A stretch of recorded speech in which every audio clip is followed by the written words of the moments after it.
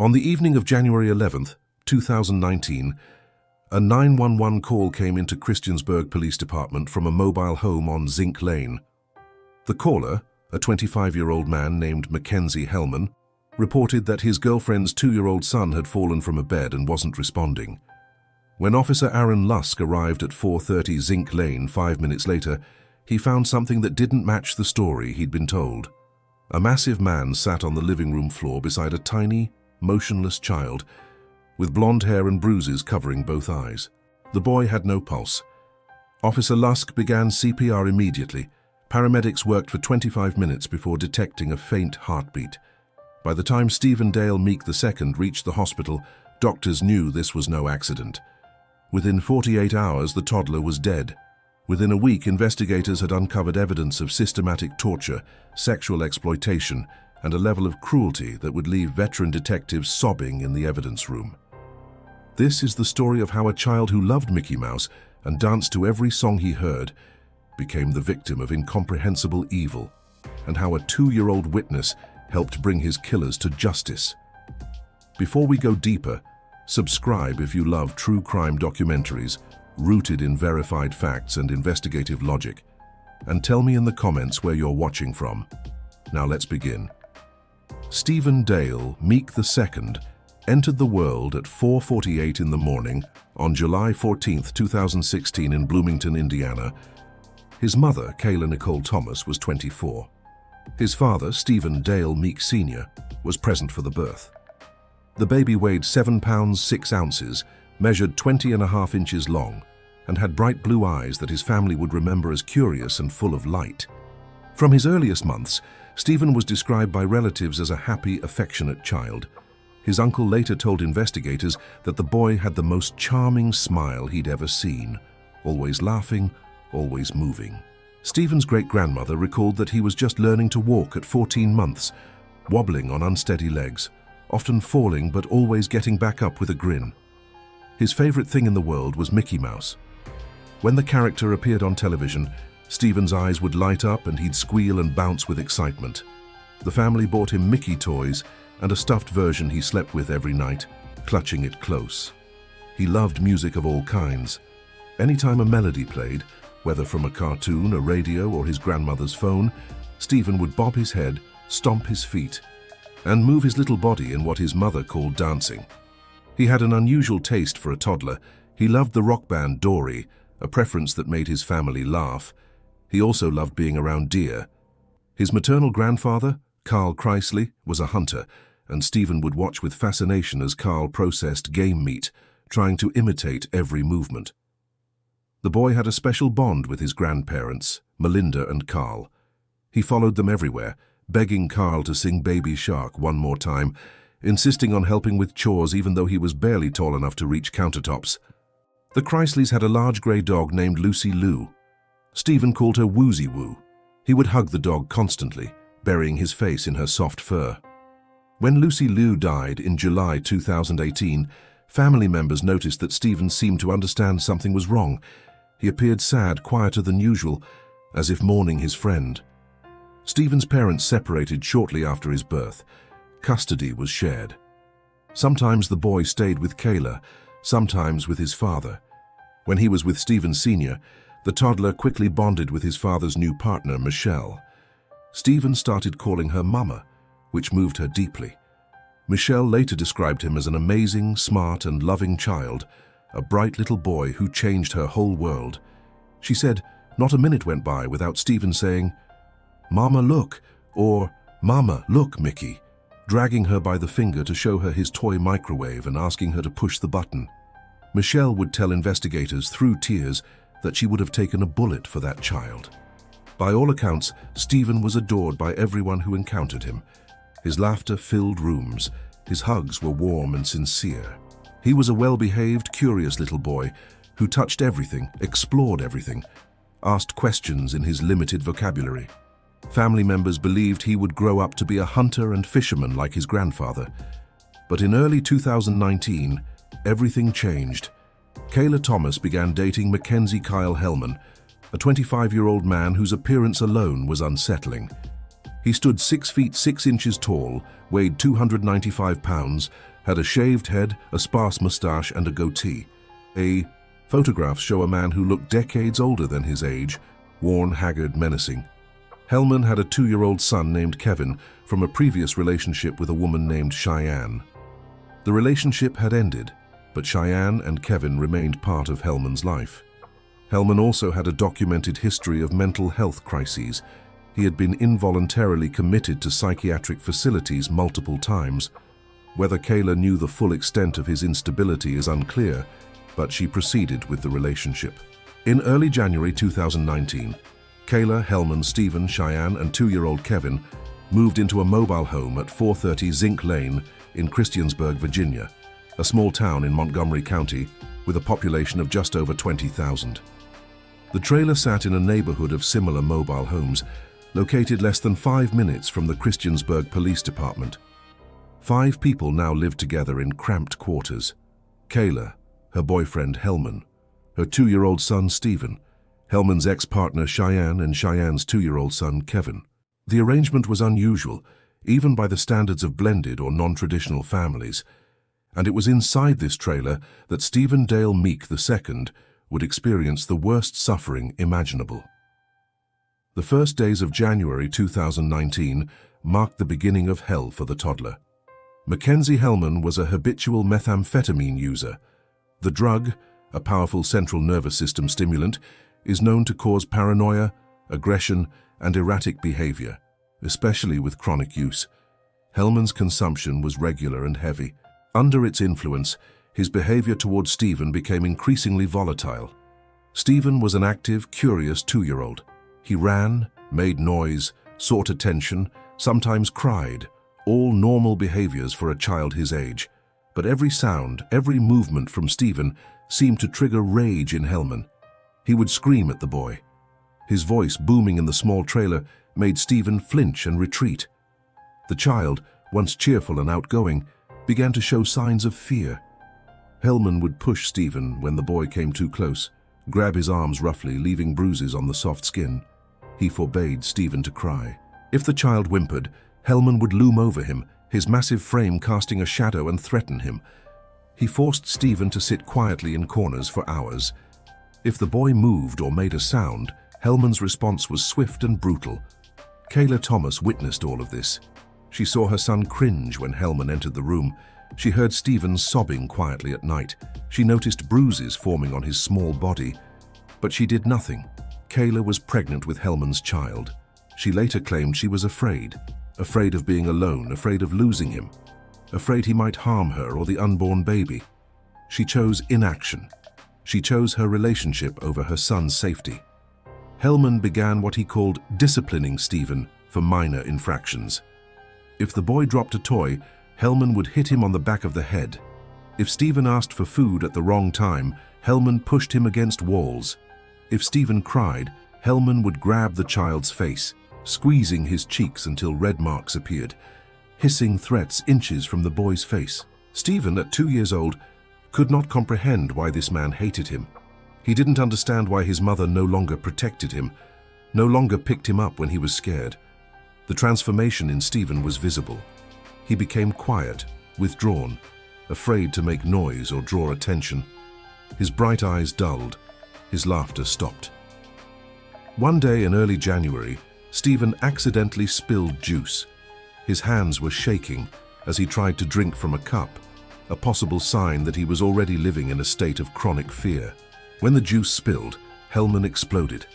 He grabbed Stephen by the arm with such force that the child screamed in pain. Hellman threw him onto the couch and made him sit there for hours. No movement, no food, no bathroom breaks. Stephen eventually wet himself. Meanwhile, Stephen's extended family, his father, his grandparents, began asking to see the boy. Kayla always had an excuse. She claimed Stephen was sick, or they were busy, or she promised next week for sure. She knew that if they saw the bruises, if they noticed how Stephen had changed, they would take him away. She couldn't allow that, not while she was pregnant and dependent on Hellman. Around this same time, Hellman began showing what investigators would later describe as an unhealthy and predatory interest in Stephen's body. He made the child undress. He examined him. He made comments that disturbed even Kayla, though she remained silent. Hellman's methamphetamine use intensified his paranoia and aggression. He began locking both children, Stephen and Kevin, in a bedroom for extended periods while he and Kayla used drugs in another room. Two toddlers, hungry and scared, sat locked up, not understanding what was happening. Stephen still tried occasionally to be the boy he once was. When Hellman left, Stephen would quietly hum tunes from cartoons. He would hug his stuffed Mickey Mouse, whispering to it. He held on to hope that tomorrow would be better, that his mother would take him away, that he could dance and laugh again. But tomorrow never got better. Each day brought more cruelty, more violence, more danger. By early January, Stephen was no longer the joyful child his family knew. He had become a silent, terrified little boy with dull eyes, flinching at sudden movements, afraid of loud sounds. He stopped dancing, he stopped laughing, he stopped being a child, and the worst was still ahead. On January 8, 2019, an event occurred that even experienced investigators would struggle to discuss. This crime happened 3 days before the beating that would end Stephen's life. That day, Kayla and Hellman were both in the trailer with Stephen. Hellman was using methamphetamine, a substance Kayla later claimed turned him into someone she didn't recognize. But what happened next cannot be attributed solely to drug use. This was conscious, deliberate, planned evil. Hellman was in one part of the trailer. Kayla and Stephen were in the main bedroom. It was then that Hellman began sending Kayla messages via Facebook Messenger. Investigators later found a screenshot of these messages on Kayla's phone. In the messages, Hellman asked, no, demanded, that Kayla perform specific sexual acts on her own 2-year-old son. He instructed her to film these acts. He specified that each video should last exactly 30 seconds. He gave detailed instructions about what she should do to Stephen. Kayla later testified in court that she tried to refuse. She claimed she offered alternatives. She would use drugs with him. She would arrange a 3-way sexual encounter with him and Cheyenne. She even offered to send him naked photos of her friend. Anything to avoid what he was asking. But Hellman was adamant. He told her that if she performed these acts on Stephen, he would be able to touch her again. He also implied that if she didn't allow a third person into their sex life within a month, there would be consequences. Kayla said she was afraid of him. She was pregnant. She feared he would harm her or the unborn child. The next morning, as she later testified with tears streaming down her face, she gave in. What followed was captured in 5 videos, each exactly 30 seconds long, filmed on Kayla's phone. In the first video, Kayla holds an object. Stephen, just 2 years old, stands in front of his mother in the bedroom. He does not understand what's happening. Perhaps he thinks it's some kind of game. Following Hellman's instructions, Kayla uses the object to penetrate her son's body. In the second video, the abuse continues. Stephen begins to cry. His small body tenses with pain and confusion, but Kayla does not stop. She keeps filming, knowing that at the other end of the trailer, Hellman is watching these videos in real time, masturbating. The third video shows another form of sexual abuse. Kayla forces 2-year-old Stephen to participate in an oral act. The child tries to pull away, but his mother holds him in place. The camera records every second. The fourth and fifth videos contain additional acts of abuse, each more depraved than the last. Investigator Nathan Delp later testified about these videos. When prosecutors asked Hellman why they chose Stephen for the abuse, Hellman answered with chilling simplicity, because he was the one who was there that day. After all 5 videos were filmed, Kayla sent them to Hellman through Facebook Messenger. Hellman saved a screenshot of one video to his phone. Kayla later admitted in court that after committing these acts, she felt disgusted with herself. But that disgust was not strong enough to make her protect her son from what would happen next. The medical examination conducted after Stephen's death revealed physical evidence of this abuse. Bruises on the child's anus, tears and bruises inside the rectum, injuries in the genital area. Forensic doctors documented trauma consistent with forcible penetration, brutal and painful for a 2-year-old child. These injuries remained on Stephen's body for the next 5 days, a constant source of pain, until the beating that would kill him. The investigation also uncovered evidence that Hellman had sexually abused his own son, Kevin. That case was referred to Child Protective Services. But for Stephen, help would never come. On Friday, January 11th, 2019, the day started normally. Kayla was scheduled to work at Deli Mart, a convenience store on Roanoke Street in Christiansburg. Between 1 and 2 in the afternoon, Hellman drove her to work. Stephen stayed behind with Hellman. After 2 o'clock, Hellman picked up Kevin from Cheyenne, who was also at work. Now 3 people were in the mobile home: Hellman and 2 toddlers, Stephen and Kevin. What happened over the next several hours remains partly unclear. Hellman would change his story multiple times, each version contradicting the last, but certain facts are known. At 8:35 in the evening, text messages began between Kayla and Hellman. Kayla asked how things were going. Hellman replied that he had fallen asleep. Then Kayla sent a message. "Why is Stephen the way he is? I know it's not all my fault." Hellman's response was cold, devoid of empathy. "You need to stop worrying about his stupid butt." At 9:05 in the evening, Hellman called Kayla. The content of that phone call is unknown. Phone records show only that the call occurred. Then, at 9:13 in the evening, Hellman dialed 911. When the dispatcher answered, Hellman said in an agitated voice that his girlfriend's son had been jumping on the bed, fell, and was now unresponsive but still breathing. He mentioned a mark on the boy's forehead. The call lasted 7 minutes. Hellman sounded scared, even panicked. Before hanging up, he told the dispatcher, "I'm so scared, his mommy is at work and I'm going to throw up." Officer Aaron Lusk of the Christiansburg Police Department was first on the scene. When he arrived at 430 Zinc Lane, Hellman told him that the 2 children had been playing in the bedroom, jumping on the bed, and Stephen had fallen. But what Officer Lusk observed did not match that story. Hellman was sitting on the living room floor next to the lifeless body of a small blonde boy. Stephen was partially clothed. Both of his eyes were bruised, not light bruises, but dark, deep contusions that indicated significant blunt force trauma. The child had no heartbeat. Officer Lusk also noticed another child in the house, 2-year-old Kevin, standing silently against the wall, visibly frightened. Officer Lusk immediately began performing CPR. When paramedics arrived, they took over. For nearly 25 minutes, first responders worked to revive Stephen. Finally, they detected a faint pulse. Stephen was rushed by ambulance to Lewis Gale Hospital, Montgomery. His condition was so critical that he was quickly airlifted to Carilion Roanoke Memorial Hospital, where he was placed on life support. When medical personnel began examining Stephen's body, they immediately recognized that this was not an accident. The injuries were not consistent with a fall from a toddler bed, typically around 13 inches high, onto carpet with a playmat underneath. These were injuries consistent with severe, repeated blunt force trauma. In the hospital, doctors fought desperately to save Stephen, but his injuries were catastrophic. Tests revealed only minimal brain activity. His small body had been destroyed by the violence inflicted upon him. Stephen's family arrived at the hospital clinging to hope. His father, Stephen Sr., his grandparents, Melinda and Carl Chrysley, his stepmother, Michelle. All of them waited by Stephen's bedside, holding his little hand, talking to him, praying for a miracle. But the miracle didn't come.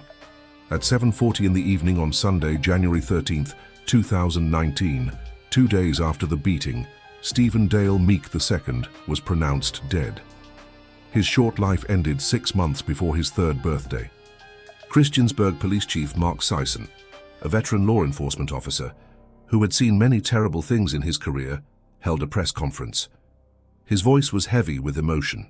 He told reporters, "What happened to this innocent child can only be described as horrific. We can only imagine the pain felt by Stephen Meek's loved ones." Chief Sison continued, "This week has been a very tough week for the law enforcement members who investigated this case, and also for the family members affected. This is obviously a tragedy in our community. When you look at this picture of this young man, you know children in our community are cherished. They are individuals without a voice. And many times, in situations like we've encountered this week, it's our job to be their voice. We will absolutely be this young man's voice throughout the continuation of this investigation and through the prosecution." He paused, his voice breaking slightly. "I just felt like I needed to get that off of me. It's been a tough week." On Friday night, January 11th, Officer Aaron Lusk had been the first responder. He arrived to find Mackenzie Kyle Hellman, age 25, seated on the floor next to the unresponsive child. At the time of the incident, Hellman lived at the residence on Zinc Lane with Stephen and Stephen's mother, Kayla Thomas, also age 25. Hellman was Kayla's boyfriend. He was not related to Stephen. Kayla was at work when the incident occurred. Shortly after Officer Lusk's arrival, members of the Christiansburg Rescue Squad arrived. They performed CPR for approximately 25 minutes before detecting a pulse. Stephen was transported by ambulance to Lewis Gale Montgomery Regional Hospital, then airlifted to Carilion Roanoke Memorial Hospital. While treating Stephen, medical professionals, including a forensic nurse, discovered bruising and injuries that did not appear consistent with the preliminary statement that the child had fallen from a crib or bed. A criminal investigation was initiated. Detectives from the Christiansburg Police Department worked around the clock, conducting interviews, executing search warrants, collecting evidence. The investigation revealed evidence indicating that Stephen had been the victim of ongoing physical abuse. As a result, on Sunday, January 13th, Mackenzie Hellman was arrested and charged with 1 count of felony child abuse. Medical evaluation at Carilion Roanoke revealed minimal brain activity. Stephen was placed on life support in the pediatric intensive care unit. Tragically, at approximately 7:40 p.m. on Sunday, January 13th, Stephen died. Detectives continued their investigation into the cause of Stephen's death. They ultimately uncovered evidence indicating that Stephen had been the victim not only of physical abuse resulting in his fatal injuries on January 11th, but also of sexual abuse at the hands of both Mackenzie Hellman and his mother, Kayla Thomas. Preliminary forensic evidence indicated that Stephen died as a result of extreme blunt force trauma to the head. The number and severity of injuries indicated that the injuries were not the result of one impact from a fall, as investigators had initially been told by Hellman. Instead, the evidence indicated multiple injuries to the head and body. Additionally, evidence uncovered during the investigation implicated both Hellman and Kayla Thomas in the ongoing sexual abuse of the child. As a result, on Thursday, January 17th, Mackenzie Hellman and Kayla Thomas were both charged. The charges included felony murder. Felony murder, as the chief explained, is defined as a death that occurs accidentally during the commission of another felony. In this case, the other felony was child abuse. Chief Sison noted that the investigation was continuing and that this charge would likely be upgraded as prosecutors worked with the Commonwealth Attorney's Office. Both Hellman and Thomas were held without bond at the Western Virginia Regional Jail. Chief Sison took a moment during the press conference to recognize the extraordinary efforts of those involved in the case. He thanked Officer Lusk and the members of the Christiansburg Rescue Squad who tirelessly performed CPR in an attempt to save Stephen. He thanked the medical staff at both Lewis Gale Montgomery Regional Hospital and Carilion Roanoke Memorial Hospital for their efforts in caring for Stephen. He acknowledged the Montgomery County Sheriff's Office for assistance with crime scene processing, and he praised the entire criminal investigative unit of the Christiansburg Police Department, noting that their professionalism, diligence, and training allowed them to conduct a very difficult investigation and discover the evidence necessary to bring the perpetrators to justice. He also thanked the Montgomery County Commonwealth Attorney's Office for their partnership as the case moved into the prosecution phase. Chief Sison concluded by saying, "We are very fortunate in this community where violent crime is rare. That same good fortune makes it all the more shocking when events like this happen within our community. What happened to this innocent child can only be described as horrific, and we can only imagine the pain felt by the loved ones of Stephen Meeks. Our hearts and prayers go out to the families involved." The autopsy of Stephen Dale Meek II was performed by Dr. Amy Tharp, Assistant Chief Medical Examiner of the state of Virginia. Dr. Tharp had 25 years of experience. What she discovered on the autopsy table shook even her. On Stephen's small body were 35 separate injuries from blunt force trauma. 22 injuries were located on the outside of the head. Another 13 were found under the scalp, invisible from the outside. These were not the result of a single fall. They were the result of systematic, methodical beating. On Stephen's forehead and the back of his head, Dr. Tharp found imprints, patterns consistent with shoe treads. Someone had stomped on this child's head from the front and from the back, repeatedly. Inside Stephen's mouth were 4 separate injuries. His own teeth had cut through his gums from the inside due to the force of blows to his face. Both of Stephen's eyes were covered with dark, deep bruises, periorbital hematomas. The child's entire body bore evidence of violence. 10 injuries were documented on the torso. There was damage to the arms and legs, consistent with defensive wounds or attempts to protect himself. Bleeding in the retinas of both eyes, retinal hemorrhages, indicated that Stephen had been shaken with extreme force, causing tiny blood vessels to burst. Bleeding inside the spinal cord suggested additional trauma. Evidence of the sexual abuse committed 5 days earlier was also documented. Bruises on the anus, tears and bruises inside the rectum, injuries in the genital area, trauma so severe and painful that a 2-year-old child had suffered from it for days before he was killed. Each injury documented on Stephen's body testified to the horror he endured at the hands of those who should have protected him. But the most horrifying finding was what Dr. Tharp discovered inside Stephen's skull. She explained that when a child is born, the skull consists of several bones connected by soft tissue, fontanelles, commonly called soft spots. By the age of 2, these bones typically fuse together into a solid skull. In Stephen's case, the bleeding and pressure inside his head were so extreme that they tore apart the fused bones of his skull.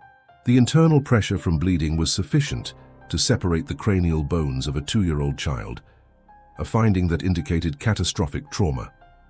Dr. Tharp concluded that the cause of death was blunt force trauma to the head. When prosecutors asked whether these injuries could have resulted from a fall from a toddler bed, approximately 13 inches high, onto carpet, Dr. Tharp's answer was unequivocal. She stated, in essence, that if such a height could kill a child, none of us would have survived childhood. This was not a fall. This was murder. A few days after Stephen's death, investigators conducted a careful interview with the only witness to what had happened in that bedroom on January 11th. 2-year-old Kevin, Hellman's son. Kevin was the same frightened child Officer Lusk had seen pressed against the wall when he arrived at the scene. The interview was conducted by specialists trained in forensic interviewing of young children. They used toys, simple pictures, and age-appropriate language. A 2-year-old cannot provide a detailed narrative, but children that age can demonstrate with gestures what they saw. Kevin made movements with his hand and foot, gestures that mimicked hitting and kicking. When investigators showed him photographs, Kevin pointed to his father, Mackenzie Hellman. The few words Kevin could say were simple but damning. "Daddy hit with foot," Stephen cried. Combined with the autopsy results, Kevin's testimony destroyed every false version of events Hellman had provided. During multiple interrogations, Hellman changed his story repeatedly. First, he told Detective Nathan Delp that the boys had been playing with toy cars on the floor. Then he claimed he didn't remember what had happened. Next, he said he had pushed Stephen while separating the fighting children, and the boy had hit his head on a dresser. Only when confronted with Kevin's testimony and the autopsy findings, 35 separate injuries, did Hellman finally admit that he had struck Stephen on the head with force. He claimed he heard Stephen sobbing when he left the bedroom. But even this admission fell far short of the full truth about what happened in that room. Kevin, himself a victim of sexual abuse by his own father, became the key witness in Stephen's murder case. Later, Kevin's mother, Cheyenne, would marry Stephen's biological father, Stephen Sr. The 2 boys who had suffered, Kevin and Stephen, would have become stepbrothers had Stephen survived. Kevin's testimony, combined with Dr. Tharp's forensic conclusions, gave investigators an airtight case. What happened to Stephen Dale Meek II was not an accident. It was deliberate, brutal murder. On Sunday, January 13th, the same day Stephen died, police arrested Mackenzie Kyle Hellman and charged him with aggravated child abuse. He was held without bond in the Montgomery County Jail. As the investigation continued, and detectives analyzed phones and digital evidence, the true scale of the horror began to emerge. On Hellman's phone, Detective Nathan Delp discovered a photograph, an image of a woman's hand holding an object that had been used for sexual penetration of a child. When shown this photograph, Hellman confirmed that the child in the image was Stephen and that the woman's hand belonged to Kayla. He admitted that he had asked her to take the photo and send it to him. When the investigator asked why, Hellman answered with disturbing honesty, "I wanted to see how child abuse would affect me and explore the extent of my sexual needs." On Kayla's phone, investigators discovered a screenshot of the Facebook messages in which Hellman had asked her to film multiple videos of specific sexual acts on Stephen. They also found the videos themselves, all 5 clips, each 30 seconds long. On Wednesday, January 16th, Christiansburg police arrested Stephen's mother, 25-year-old Kayla Nicole Thomas. The charges against her included forcible sodomy, object sexual penetration, production of child pornography, possession and distribution of child pornography, and felony child neglect. Kayla, who was pregnant at the time, was placed in the Western Virginia Regional Jail and held without bond.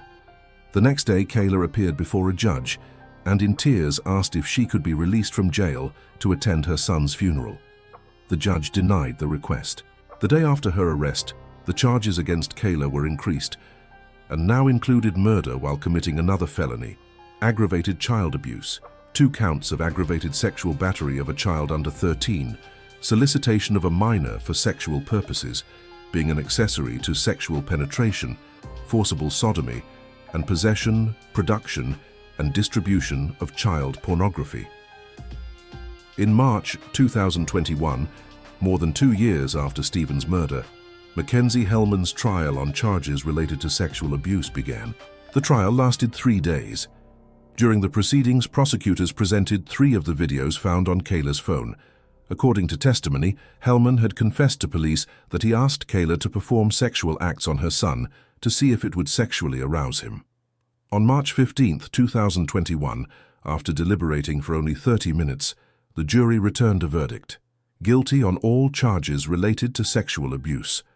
The jury recommended sentencing Hellman to 2 life sentences. Kayla Thomas's trial began on June 9, 2021. It required only 1 day. Her defense attorneys argued that Hellman had forced her to commit these acts, that she was afraid of him, that she feared for her life and the life of her unborn child. But the prosecution presented evidence that completely undermined this defense. Kayla admitted on the witness stand that she had been writing love letters to Hellman, very recently in fact. 2 letters were introduced into evidence, dated May 18th and May 23rd, 2021, just 2 weeks before her trial began. The jury was required to watch all 5 videos that Kayla had filmed. After viewing the footage, the jurors deliberated for only 1 hour before returning a verdict: guilty on all charges. The jury recommended a sentence of 2 life terms plus 10 years. On July 26th, before his second trial could proceed, Mackenzie Hellman entered a guilty plea to the remaining charges of second-degree murder and child abuse. On August 10th, 2021, a joint sentencing hearing for both defendants was held. 4 members of Stephen's family gave victim impact statements. Stephen's step-grandfather, Carl Chrysley, could barely speak through his tears. He said, "I would like an explanation. I miss him. So many things I looked forward to teaching him, but now we will not have that." Stephen's father, Stephen Sr., addressed the court. "We all miss him more than words can describe." Stephen's grandmother, Melinda, spoke directly to the defendants. She said, "I cannot wrap my head around it. He was so precious. She was supposed to protect that baby." Throughout all the victim impact statements, Mackenzie Hellman looked to the side, showing no emotion whatsoever. When Judge Robert Turk asked if Hellman had anything to say, Hellman shook his head and simply answered, "No." Family members spoke about who Stephen was, not just what was done to him. They described a boy who loved them all, a boy whose favorite cartoon was Mickey Mouse, a boy who followed his grandpa everywhere, begging him to sing Baby Shark one more time. One family member said, "I can't even bring myself to watch Mickey Mouse. I'd do anything to have him back. I really would." Judge Turk sentenced Mackenzie Hellman to 2 life terms plus 90 additional years in prison. Commonwealth attorney Mary Pettit stated, "Little Stephen Meek paid the ultimate price for his evil choices. He has little remorse. Thankfully, he will spend the rest of his life in prison." On September 23, 2021, Kayla Nicole Thomas made a statement. She removed her face mask to reveal a tearful face. She said, "I am deeply, deeply remorseful for what happened. I would give anything to have my baby boy back." Judge Mike Fleischer responded, "This was a very disturbing, troubling, and just horrific case for all involved. The evidence against you was overwhelming and clearly proved depraved, incomprehensible crimes against your own son." Judge Fleischer sentenced 28-year-old Kayla Thomas to 2 life terms plus 10 additional years in prison. Both defendants are currently incarcerated in Virginia state facilities. Under Virginia law, life sentences mean natural life. There is no possibility of parole for either Hellman or Thomas. They will die in prison. Stephen Dale Meek II lived for only 2 years, 5 months, and 30 days. But in that brief time, he filled the world around him with light. He was a boy who woke up every morning with a smile. A boy whose feet started moving the moment he heard music. A boy who hugged his stuffed Mickey Mouse so tightly that he couldn't fall asleep without it. A boy who called his grandparents' big grey dog Woozy Woo and followed his grandfather everywhere, asking for Baby Shark one more time. His stepmother, Michelle, carries a keychain with Mickey Mouse to remember him every day. She has said, "I miss everything about you. Your I love yous and Mama, look. I hope you somehow knew that this Mama loved you and was always on your side."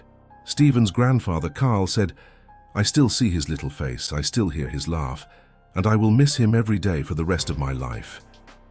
The case of Stephen Meek raises broader questions about systemic failures in child protection. Christiansburg is a small town. The trailer where Stephen died was located 5 minutes from the police station. Bruises were visible on Stephen's body in the weeks before his death. His behavior had changed. Family members were being kept away. Yet no one intervened in time. In rural areas like Montgomery County, Virginia, child protective services are often understaffed and overwhelmed. Caseworkers carry high caseloads. Reports of suspected abuse can take days or weeks to investigate. In some cases, warning signs are missed entirely. Methamphetamine use was also a significant factor in this case. Hellman was a chronic meth user. The drug is associated with increased aggression, paranoia, and disinhibition, traits that can make users more likely to commit violent crimes. In the late 2010s, methamphetamine use surged across rural America, particularly in Appalachia and the Southeast. Towns like Christiansburg saw increases in drug-related crime, domestic violence, and child abuse. Law enforcement and social services struggled to keep pace. Stephen's case also highlights the vulnerability of children in blended or non-traditional households, especially when partners with histories of violence or instability are involved. Kayla Thomas made the decision to allow Mackenzie Hellman into her life and into her son's life despite his documented mental health issues and history of psychiatric commitments. She chose to remain with him even as Stephen's suffering became undeniable. The phenomenon of maternal complicity in child abuse, where a mother fails to protect her child from a partner's violence, is well documented in criminal psychology. Researchers have identified several factors that contribute to this behavior: fear of the abuser, economic dependence, low self-esteem, substance abuse, and pregnancy by the abuser. Kayla exhibited many of these factors. She was pregnant with Hellman's child. She claimed she was afraid of him. She was financially dependent on him. But regardless of these factors, the law and society hold parents to a fundamental standard: protect your child. Kayla failed that standard in the most catastrophic way possible. The evidence showed that she did not merely fail to intervene, she actively participated in Stephen's abuse, filming videos of sexual assault at Hellman's demand and sending them to him.